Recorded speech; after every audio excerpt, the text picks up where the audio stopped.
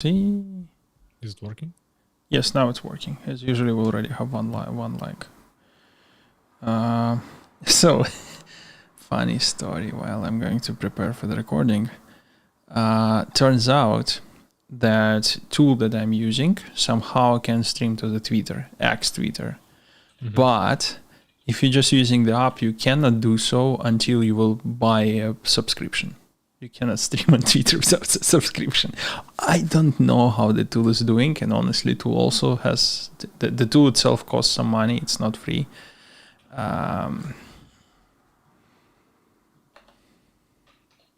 yeah, I don't know what's going on. Okay, I'm almost ready to record. One. Okay, this is done. That is done. Backup is ready. Main recording is ready, and let's start rolling in 3, 2, 1.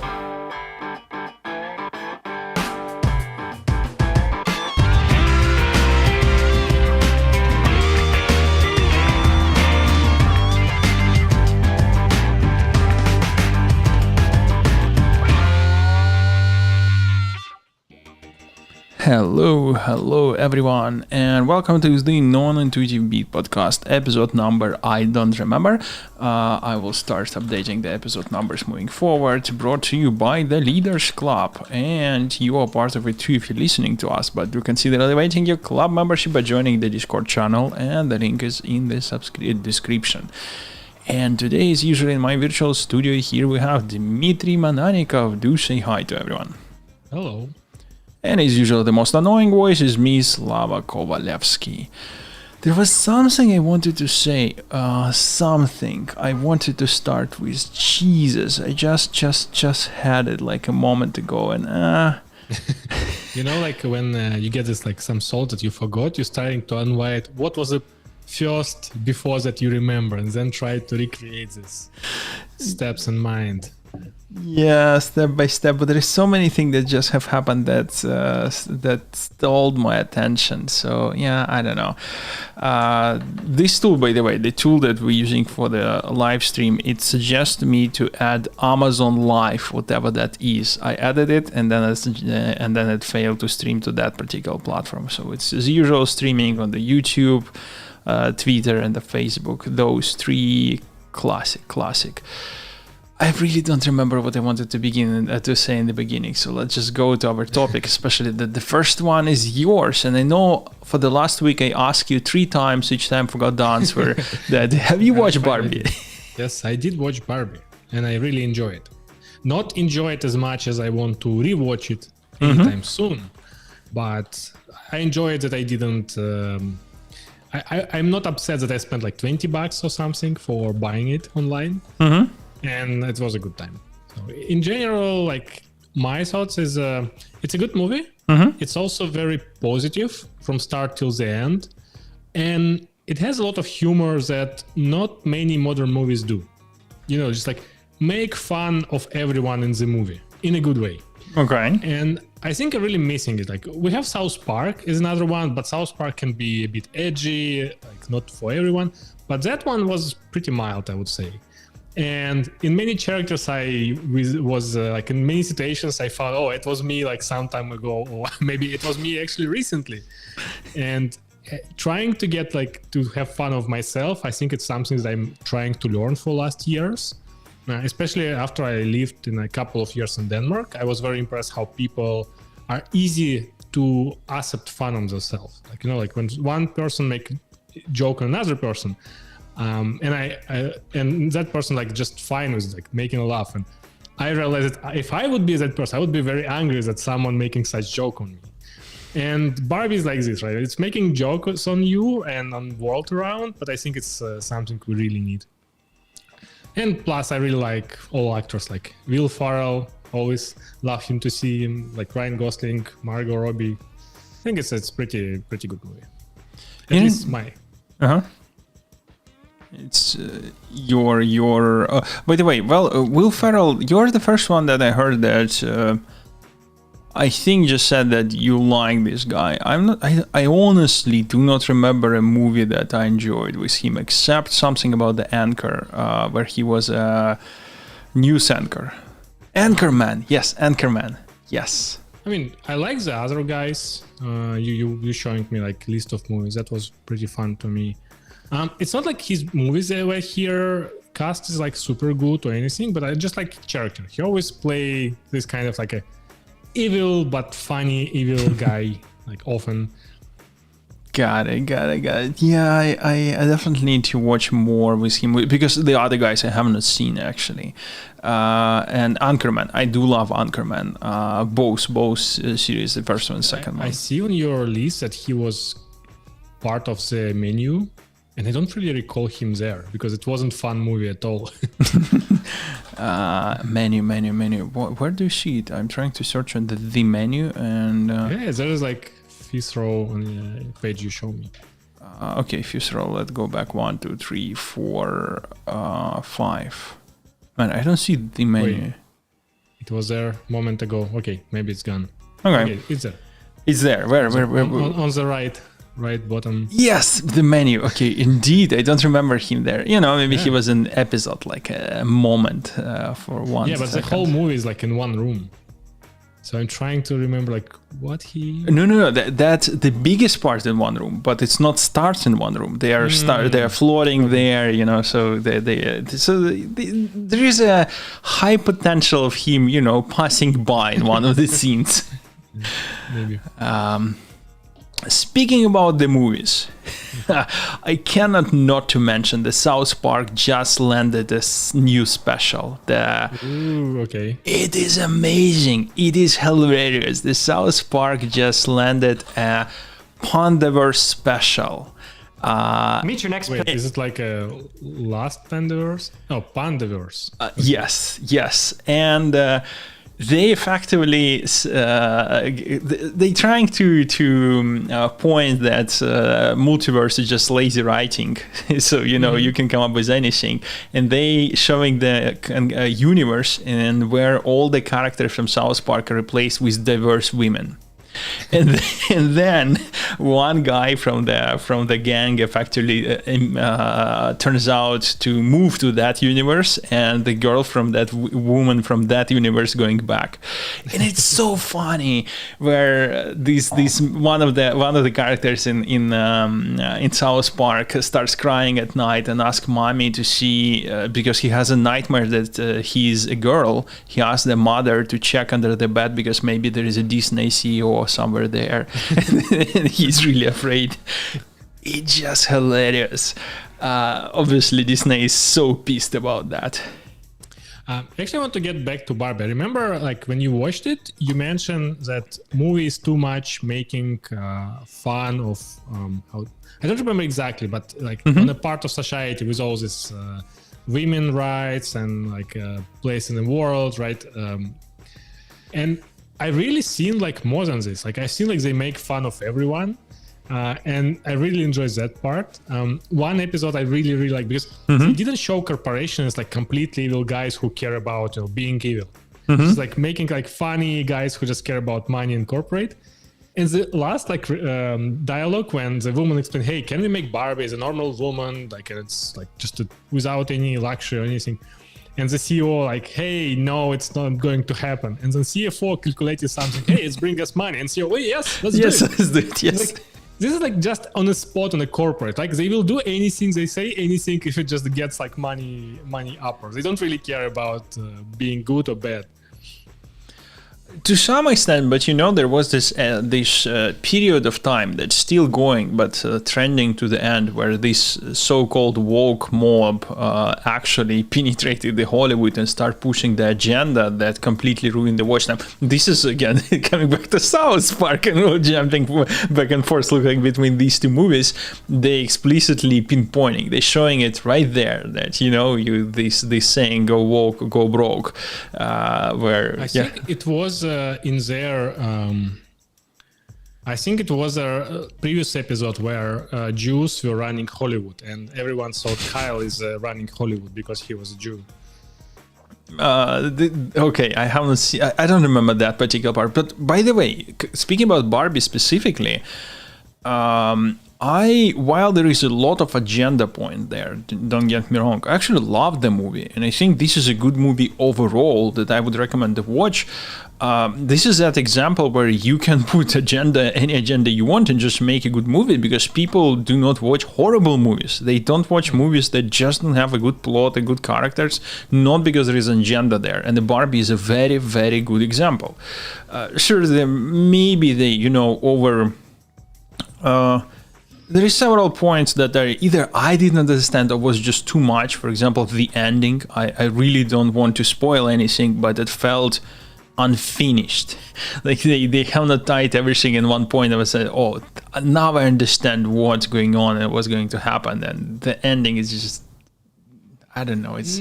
I kind of agree, but I also I think I don't feel it's like a bad ending for me. Just like, hey, let's just mind our own business for everyone. And even for a Ryan Gosling character, you remember he would say like, oh, when I figure out it's not about horses, I actually lost my interest. I really like that one. And it's like, yeah, it could be different ending, but I wasn't very disappointed. Yeah, it's I sense that they're hinting towards this modern movement. It's connected with, by gender and... So if you go to these people who are gender fluid, and I promise this is actually connected to Barbie, but if you look at the people that are gender fluid, they actually, a lot of the movement there is not about the gender itself. It's about not being attached to any particular labels.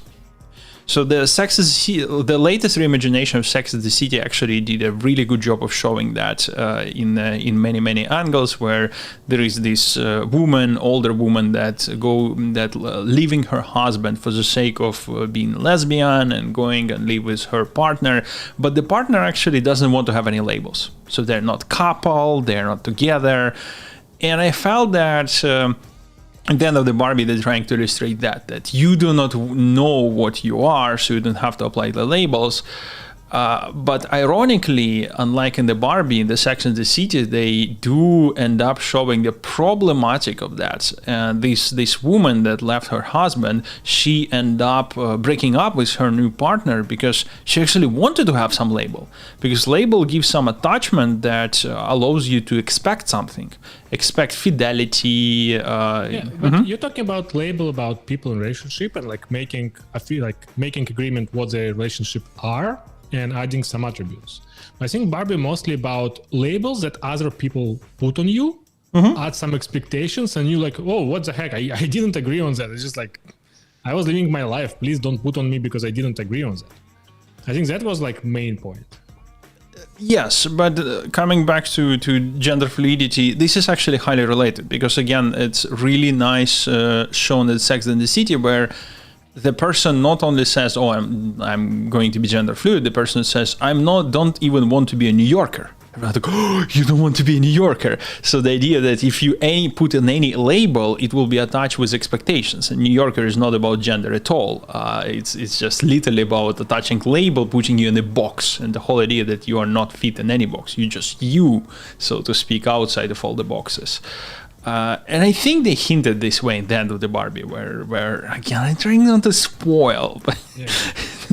I mean, labeling actually goes we ending up with the gender labels, the city labels, right? But it started all with the biggest labels, such as nationalization, like nation or race, right? People put label and then they expect other person to behave in their stereotypes. We just make more granular now. Okay, until person tell you that this person considers themselves whoever they want, please don't put labels. Yeah, I hear you. Yes, that kind of makes sense to me. Kind of, because here is where I want to be really careful. Several years ago, I would say that I 100% agree on that. Now I'm being more careful because I have seen that this specific point of view led to the fact, okay, let's on the law level forbid anyone to label anyone.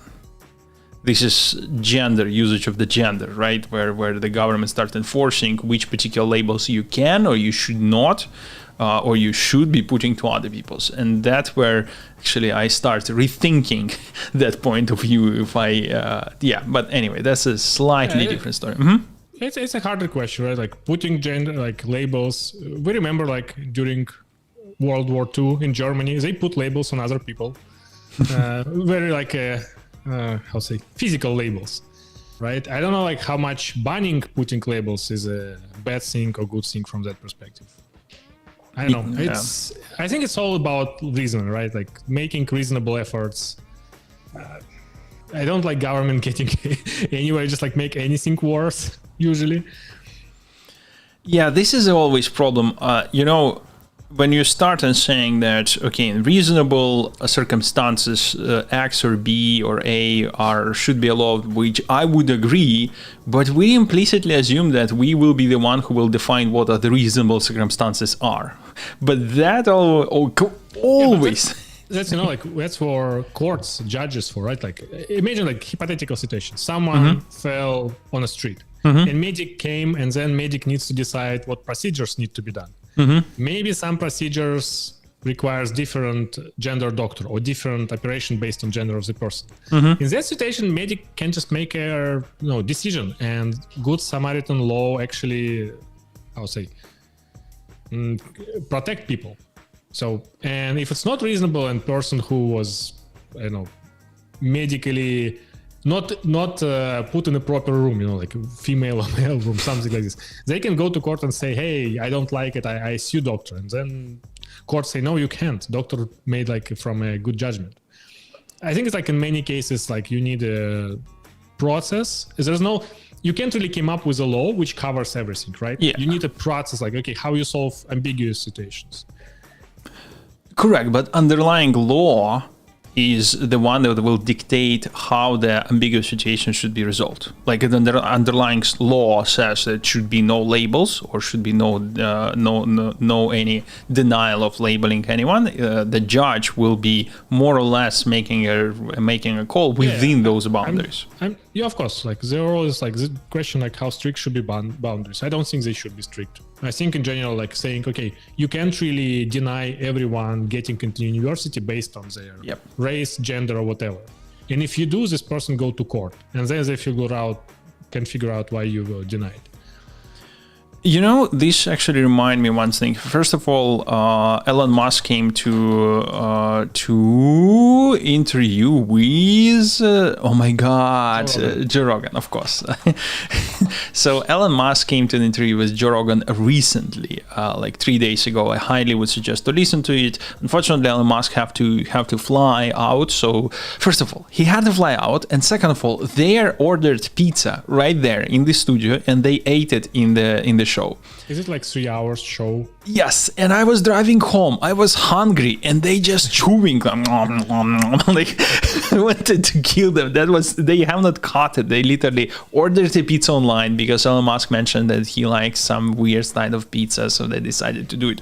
But there is actually a connection to what we're just discussing. So there is this guy that David Aronchik. I highly respect this guy. I used to work with him, but he pointed to me, oh my God, if you're not logged in, you cannot show the thread.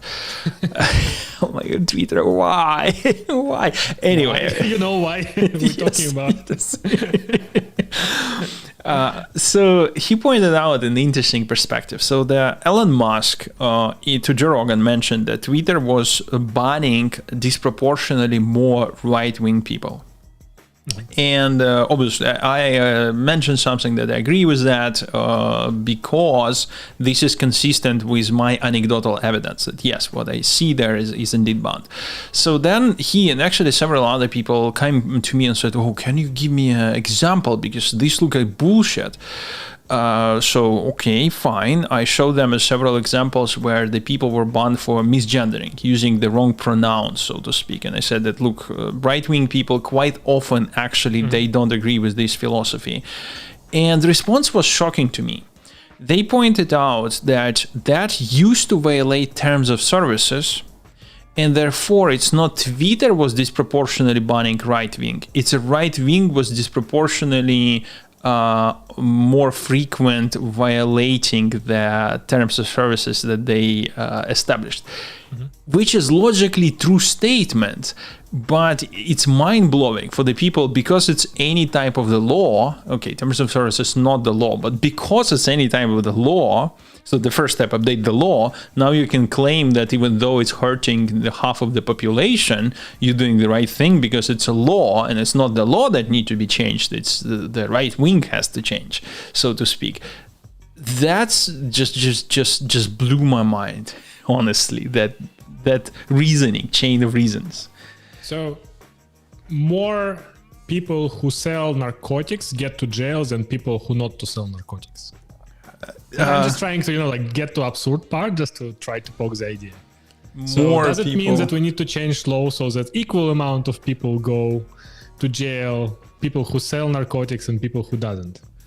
That's exactly the point that people were making. Like they, in some cases, but that's exactly the point that people were making. Do we need to do it? In my personal opinion, I would say like that: if more than half of the population do narcotics, probably you should not have a law that says this is illegal. Yeah. And this is what happens in California and some other states with some type of narcotics. But if you have a 2%, that's a different story. So in my opinion, this example of you probably was implicitly assuming heavy drugs. In my example, I don't think that because it's different proportions, right? Exactly. Yes. Yeah. Mm-hmm. To be honest, I really dislike that social networks, Twitter, Facebook, any of them really exempt from being public squares. There was a proposal some back ago when initially they were treated as newspapers, and a newspaper, if you as a newspaper publish someone who is making fakes, making lies, people can sue your newspaper instead of after, even if after just one day person will just send you his essay or something. People will sue your newspaper, and you don't have protection. You can say, hey, it's a free speech. No, you did actually censor, you did check, and you decided to publish. But Twitter, Facebook, they do censorship, so they actually decide what should be published, but they're not punished for anything. And I think that should be one or another. I believe it should be, okay, if you Facebook or your Twitter, you should be open. Okay, now anyone can post anything. And if someone posting something against law or something bad, this person can be sued. Other people can go to court and bring that person that he's harming society or making lies or something. So otherwise, if Facebook or Twitter make it filter themselves, they need to be accountable for anything. I actually 100% agree with you. What you said is exactly what I understand as well. This is how, for example, internet providers are not responsible for anything that people are sending through the wires because they don't send anything. Yeah. I agree with you 100%. I think this is how it should be. However, I want to emphasize two things. I'm no way a lawyer, so there might be too many problems with this, but there are two problems. Problem number one, this regulation and this philosophy that you said assumes that you have a perfect system of moderation. So you cannot say that because you're moderating, you're now liable for what is published there, because under no circumstances you will have such an amazing moderation that actually will guarantee that, yes. So if you apply it this way, you can take any social network and find a child porn. So there's actually a good example where this works. Let's drop political statements. People use get to DMCA, get to corporate rights on media, right? If you post a video that violates someone's rights to it, like you post Disney movie to YouTube, it will be strike down. Not because YouTube came up with a weird policy, it's because it's a law, right? YouTube established some process on top of it, they try to do it automatically, and if they not do it, then Disney go to court and sue YouTube that YouTube didn't remove that video. So YouTube have to do the censorship, but it's not going probably they put it in terms of service, right? Don't put video, it will be removed. Yep. But they're not doing it because they came up with it. They do it because there's a law which says, okay, you can't really distribute media that you does not own. Yes. So this is a middle ground, effectively, that you're describing. I do believe in the possibility of building this middle ground. But then That's essentially open. Like everyone can go to YouTube and publish anything. If you publish some really harmful content, like illegal, people will come for you because they have your Google account, they have your phone number. It could be like really crime charges in some cases. Yes, but this is, in real life, not everyone is YouTube. What I mean by that is if you don't want particular type of the content be published, even if this is against the terms of services, you're effectively saying, oh, it's on you, dear customer, that you have not been filing complaint, that we have not removed it. So you have as a social network or something make an active stand and being proactive in removing that on behalf of people who just don't have the same amount of the budget that, let's say, Warner Brothers or Universal Studios to monitor. And if you will have tons of the hateful content, it's a shitty excuse to say that, yeah, but you can file, and you can file a complaint, and then 2 years from now, maybe we'll remove it. I mean, YouTube actually doing different. If you file complaints, they first block a video, then they try to figure out what's going on. Yeah, which is hurting another population of YouTube creators.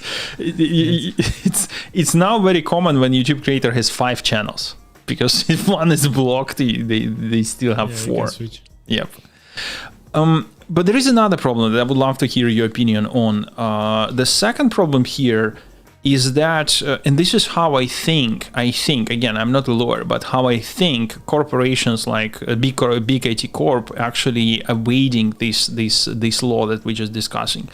The corporation as an entity also entitled to a freedom of speech. So the corporation actually can say, we want to remove something without actually even telling why. That is a right of them to express their speech. And I think, at least in case for Google, there used to be a Google case. I will try to quickly find it. But if you violate your free speech, you can be ready that people sue you, right? Like you can tell anything on the street, but if you're spreading lies about someone, that person can bring you to court and actually charge you. Lying is not a felony. That's absolutely fine. Yeah, I can lie. If how's like you lying about someone and making their life worse? Like I don't know, you saying the person killed another person or something like this. Mm-hmm. Would it be actually felony? I'm not sure. So there are indeed parts of the law that forbids you to blackmail someone. That is true. Like that is there. If you get and say, "Hey, we have Earth has 2 moons," no one actually will charge you about that. True, but you're picking in extreme cases. I'm speaking about if Google or Facebook support lefties, they should have right to support leftists, and actually, I don't see why they should be suable if we're speaking purely in the context of the freedom of speech. Why they should be liable for blocking right wings? It's political party. They can express their opinion by actually forbidding the voice, to giving the voice for political rivals, so to speak. It's not gender, it's not religion. Yeah, but then we get to a situation like newspaper. Newspaper picks what they want to publish, and it's actually completely separate from political, right? Like if we're saying they choose whatever they publish, right, by removing what they don't like, fine. But now they control this media. Now they control what's published. Now they're liable for what's published. And in different areas that should strike them back. Yes.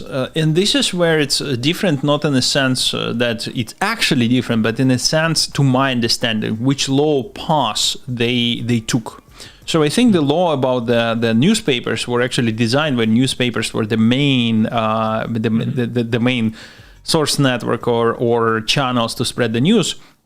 And nowadays, obviously, this is not the case, but looks like to me that law is still mostly targeting newspapers.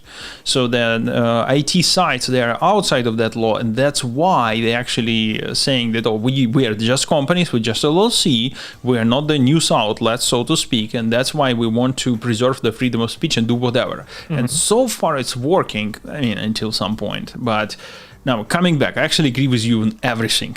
Just trying to... Yeah, I'm curious how this can be solved, right? Like, okay, let's assume, okay, we can't really just let everyone post everything and moderation won't work ideally. So I know like some companies, they try to make this process more transparent, just saying, okay, here's the why we remove, here's our reasoning. Maybe this is actually a way to go, right? From the law perspective. Okay, you want to make this social public platform and you have moderation and it's cool. Make it transparent. Okay, who works on this moderation? How they decide for each one? Why it's like removed or not removed? That makes sense. I personally believe that in two things. First, imagine that you have a social network as a platform where there is no moderation, like literally nothing. It would be bad. Correct. But now imagine that you actually can apply any moderations you want.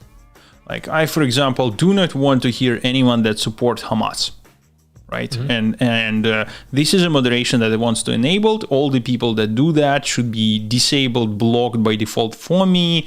They probably will not even know that I have made that choice, but this is how my network, my timeline should be. Because the problem here that current moderation, it's not only about you as a customer. It's also about what type of information majority do not want anyone else to see. If you're moderating a person, it's not only that you will not see, you actually want this person not to be able to talk to anyone else. And in my opinion, this is a problem. So if 99% doesn't want Hamas supporters to be publicly stating something, they still can opt in to the moderation that will filter this out.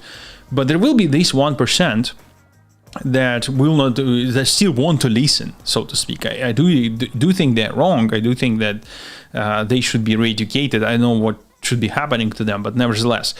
And I actually don't think that we can find the middle ground if we will apply the system that not only satisfy you as a customer, but also on your behalf forbid someone else to read what you think is wrong to read. I see. Yeah. Actually, on this note, it was like recent news. There was I think it's senator. She was talking to like stop war in Palestine, right? And they actually another senator tried to apply. I actually didn't know there was a thing. Someone tried to apply censorship, like essentially making orders for this person to stop talking or something like this. And they actually can do it. And they actually voted no. But it was interesting for me that in a U.S. government they have such debates. Interesting. If you will find any information about this, please do share my way. I can actually quickly find. It's like I use this AllSides app. Oh, AllSides. Yeah, AllSides. It gives me like this 3 news per day, so I actually can process them, or even like 1 per day. It's amazing. I would definitely recommend it to some extent. Yes, it's amazing. For me, it's interesting to learn like what's going on in US because I'm very far from US politics. Do you mind if I will share something while you searching for this? So on that specific topic, on the Hamas and Palestine and Israel specifically, I have a really amazing, I want to say friend of mine, but due to how frequently we chatting, I don't think that he would agree. But I have a person that I have worked with for quite some time, Andrew, who is CEO of Kaggle, used to be CEO of Kaggle. And I replied to him with a small message, like he posted something about the conflict, and I said that, anyway, it doesn't matter what I have said, but I just replied to him about my stance that I support Israel, and I obviously don't support Hamas. Man, he replied to me, it's open a gateway to hell. Like I now constantly, so I applied to him, he replied to me, I now constantly getting 5 to 10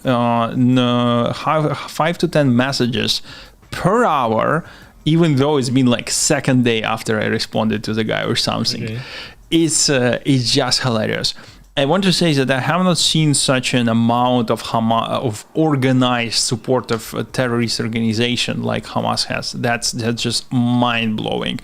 And I at some point stopped even arguing with them. Not that I tried.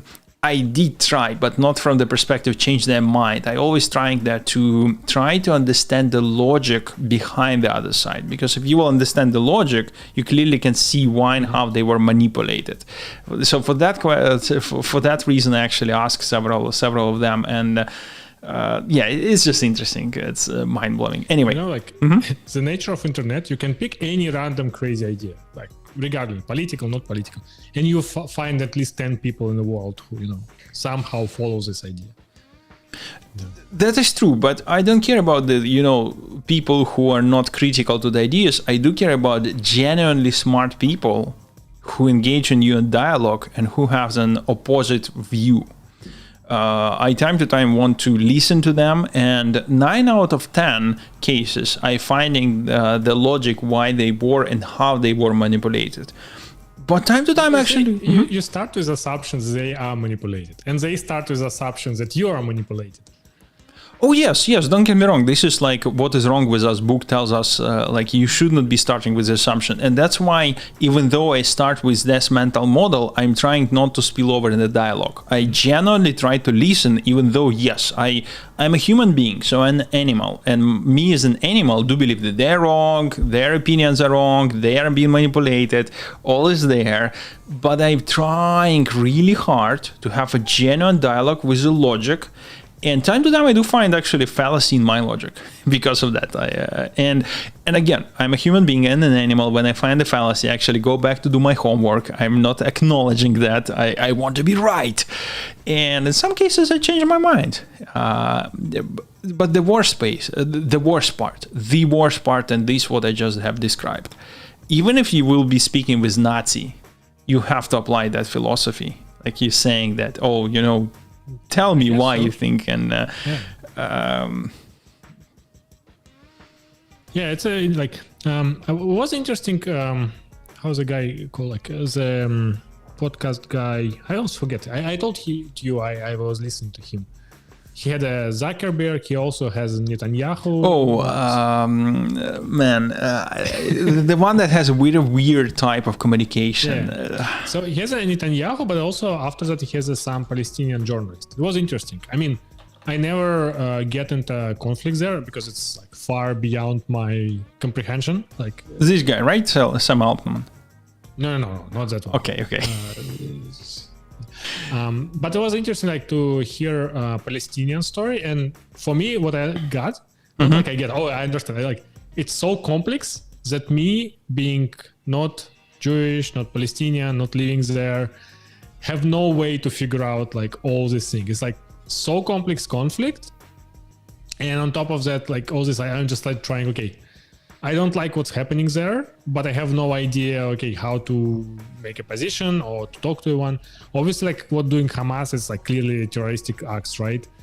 But the picture is bigger, and I don't even know how it will resolve or if it even resolve. And I understand that this kind of situations, they can create a lot of people tension. People have hard time to talk to each other. Because for us, we can from side, we can talk about this somehow. But I can imagine for people who involved in one way or another, they too overwhelmed with feelings, with their own situations and so on. I know I'm speaking very abstract, I guess. No. You what you just said is very resonate with me. There is this last week. Guy, Lex Friedman. Lex Friedman. Yes. There is last week tonight show about Modi. So Modi, for people who do not know Modi is the prime minister of the India right now, and he is a key of the government there. And he is, according to the left wing, is a very right wing. And obviously, you can. I watching this last week tonight. It's a very leftist show, and when you're watching it, you need to be mindful that they. Nitpicking facts. It's still facts, but they nitpicking that consistent with their agenda. And I showed to several people who have a highest respect from India, my friends from India, to whom I have highest respect, like this video about the Modi, they obviously told me there's bullshit in many cases. And, some of them even make analogy. This is like he building a mindset about Zelensky, current president of Ukraine, from watching someone like that. Sure, but what I'm trying to say that when I built my mindset, it was very far away from the mindset of actual citizens of India and people from India. So this looks like exactly what you're referring to. And this is mind-opening, because you listened to last week tonight, everything is simple, everything is understandable, everything is clear. In life, it's rarely clear. And the worst part about this statement, that you actually have to apply it to everything that you thought was the one-way door and a very clear and simple understandable in the past. I don't know, this is really, really hard lesson to me, so to speak. Anyway, just wanted to share that. We get to very hard topics, so let's move to something more fun. Okay, I want to say to you, my friend, I have a really high level of respect to you, so when you're saying something, I actually follow that. And now, that being said, you cost me 40 hours of my life. Okay, now I'm scared. Because I've started listening to Cryptonomicon that has 40 hours audiobook in English. And I must say, it is amazing. Okay. What's the worst part? When you like something, like especially some weird movie or music, and like, hey, listen to this, you will like it. And people like, it was so cheesy. And you're like so ashamed that you're afraid to suggest people other stuff. No, I actually love it. First of all, I love World War II. Everything related to that. I love mass. I love almost everything about this book.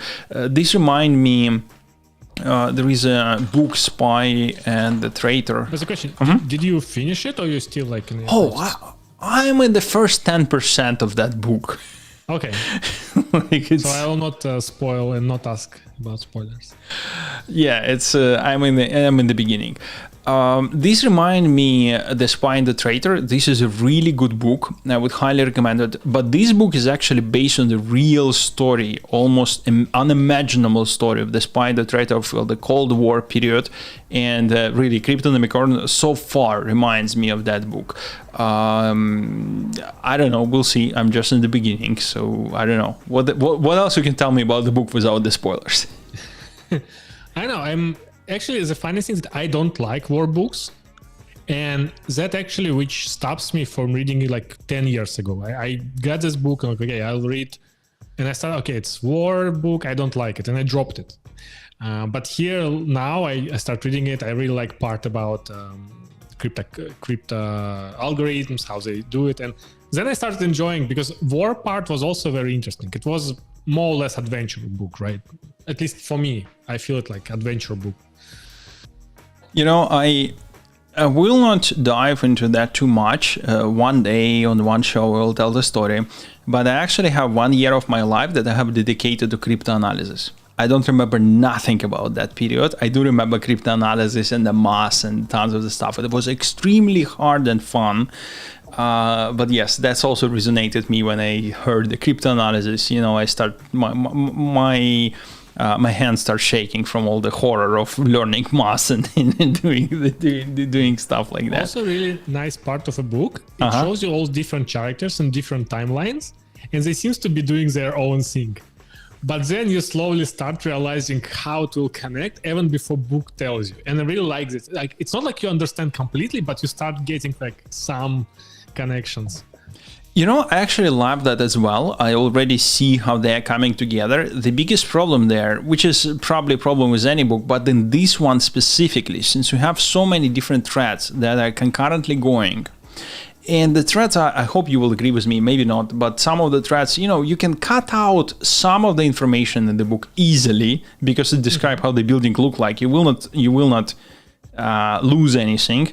And time to time, especially if I'm driving to work, my mind starts wandering around. I, can come back to this book. I have not lost anything. But time to time, if I start wandering around immediately before they switch the characters, like, whom you talking about? What are you talking about? I have no idea what you're speaking about. I have to click on the rewind, and start listening again. So, yeah. Yeah, I think it's like book has a lot of this. I don't know how it's called in literature, but like when you add some like a small story in a book, which doesn't really affect anything in the book. It just like make a.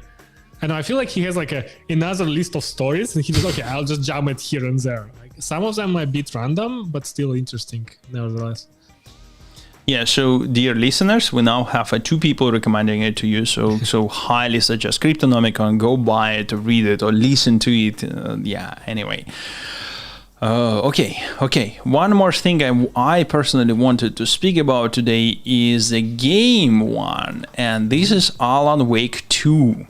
I finally have played in it, and I want to say a huge thank you to a lot of my co-workers who sent me a thank you in our work tool that allowed me to buy this game in the first place. So yes, that's this thing means sponsor mine and list of people. So have you played it? I'm not, but have you finished it? Oh man, come on! You know how much time I have to play. It's I finished maybe the first chapter of the first story. Like that's it. Like Alan Wake on the screens looks like a hound from Game of Thrones. Agree. Yes. Okay, it's not on me.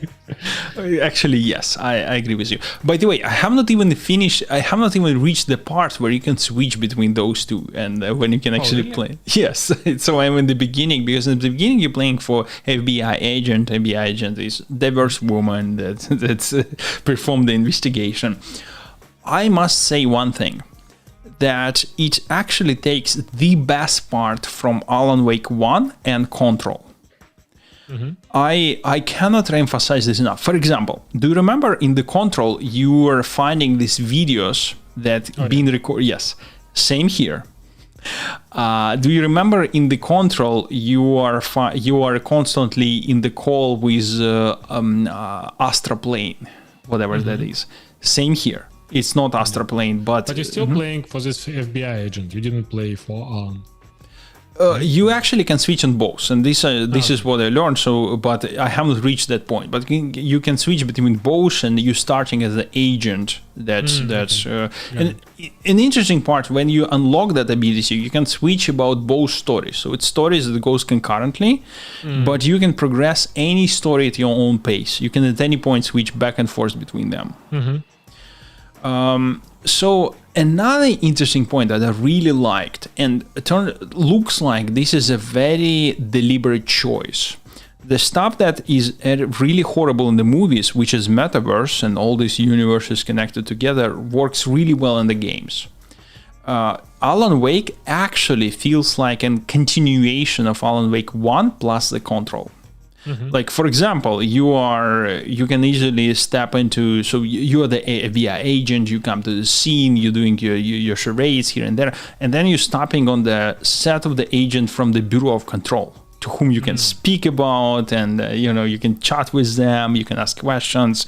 You don't know what they're doing, so your character actually have no idea what the Bureau of Control is, but you see them on the scene, and you see how everything is intertwined. And it feels like I'm start thinking of this game studio less like a games, but more like a chapter in the book that shows you part of the universe. They are not standalone; they are all connected together. And from what I gathered from the interview of their CEO, this is the deliberate choice. I think they will move in that direction, so to speak. And one of the reasons why now. Just because it's awesome, not just because it's awesome. There is actually another reason that got hinted from CEO. It's actually all of them to make a lot of money. What I mean by that if they making a story right, so imagine that Alan Wake 2 is an amazing game. By the way, from what I can see, it is an amazing game. I really loved it. But imagine they releasing something else, and new players only start buying this game. They never played on anything before. They start reading forums, they're realizing that, there was a story behind, and this theoretically allows them to release remaster.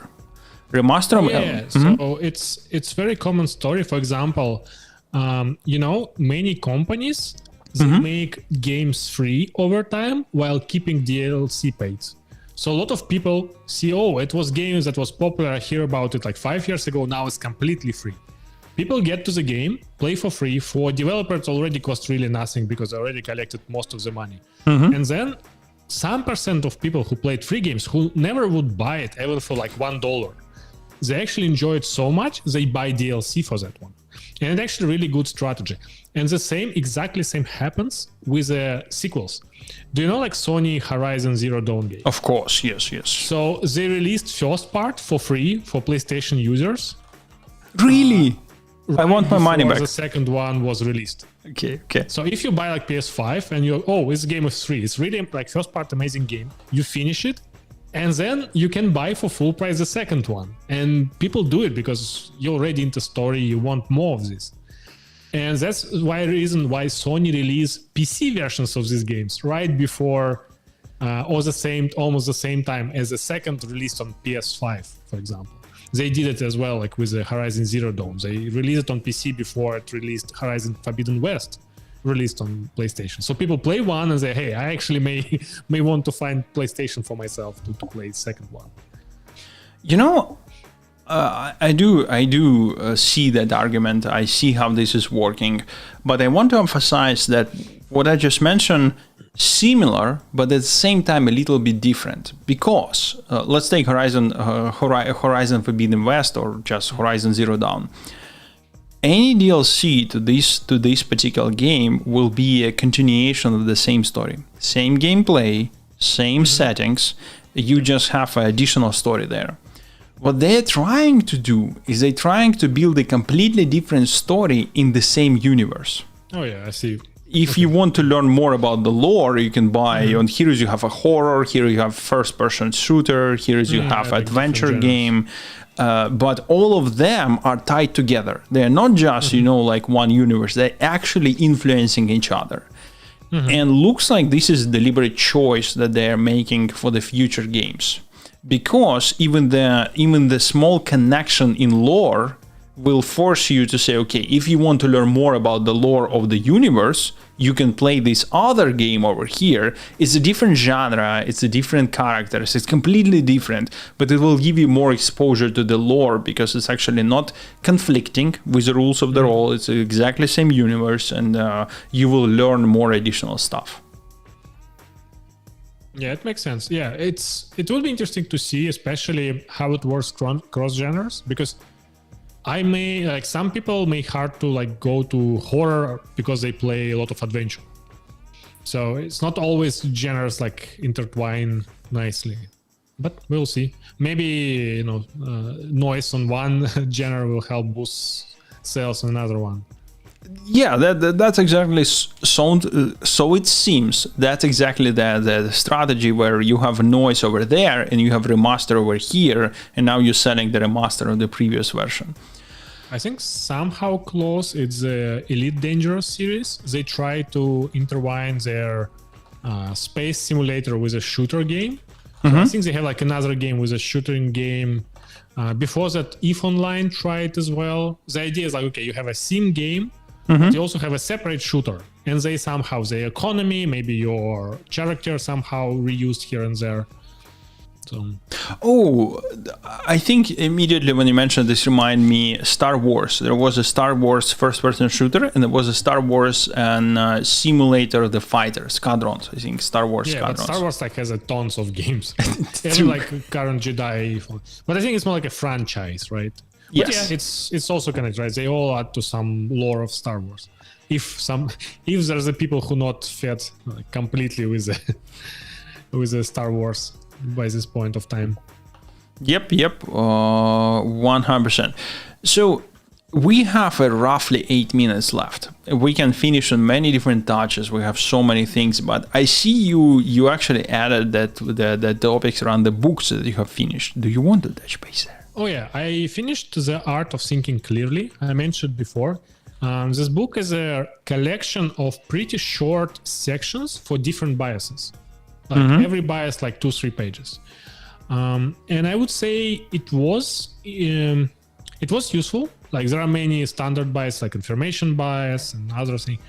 But it also feels like very, prolonged, unnecessary. It feels like the guy who created he had some some list of biases. He actually mentioned like, oh yeah, I created like I had a notebook where I tried to figure out biases I have.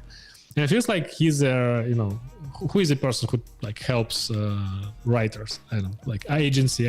AI? Like, no, like saying like, a company who distribute books, right? Like publisher. Publisher, okay. Hey, like we would like your book, but you need like 200 pages more.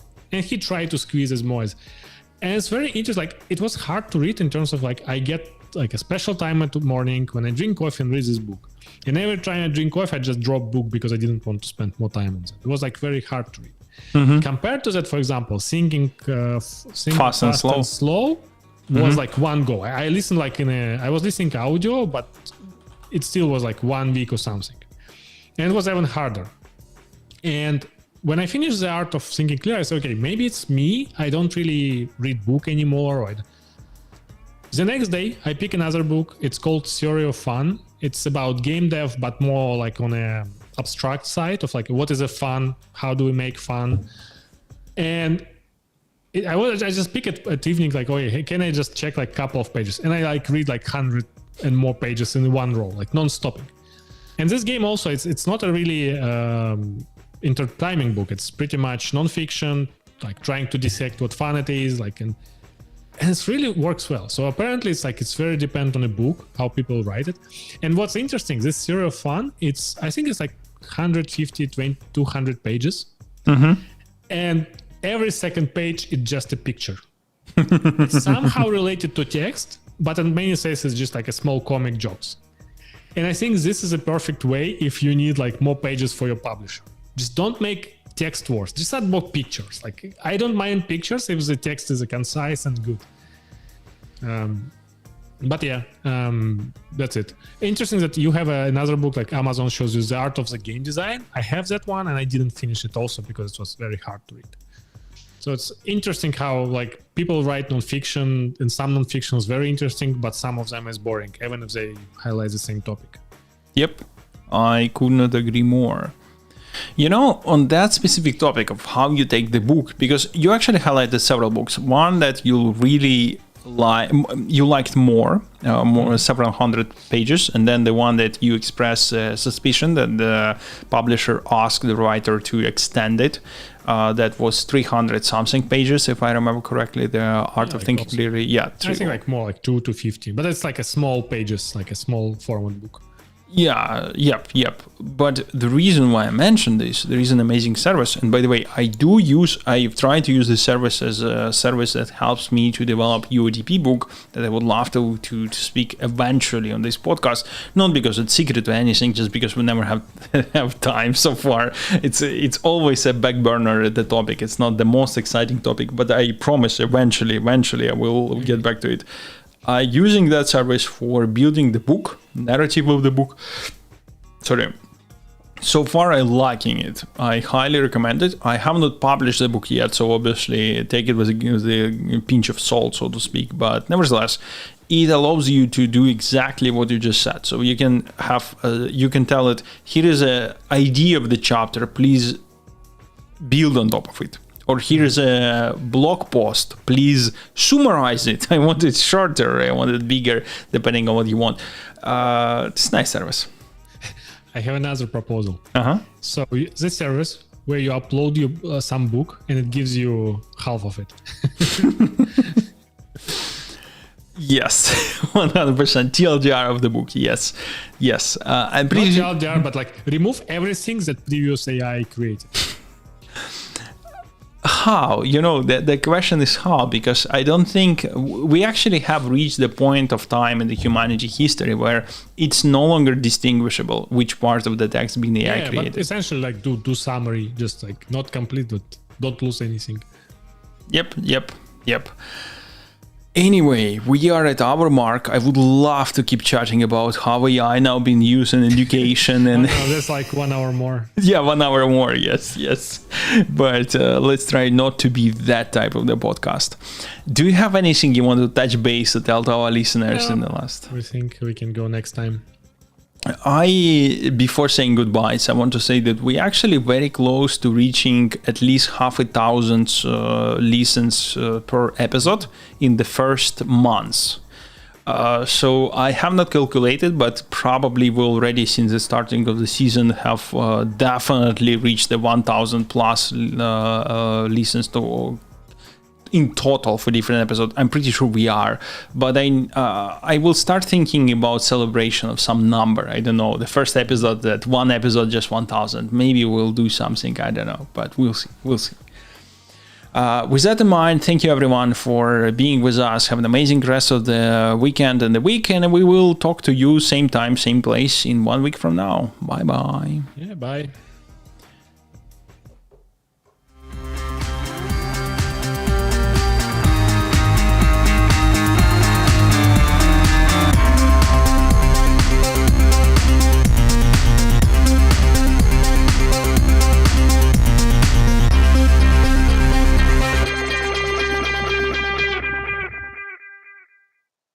Okay, as usually we're still live, but we're no longer recording. Let me save it. Let me save it. That's the most important part. This is actually episode 12 of the latest season. So I think we're doing a good on a schedule, like every week so far. Agree with you. Keep in mind, we're still live. So just saying, just saying. Okay, anything for post-show that you want to share with our listeners? Nope. No. Okay, let me click finish. Thank you, folks. See you. Let me click finish.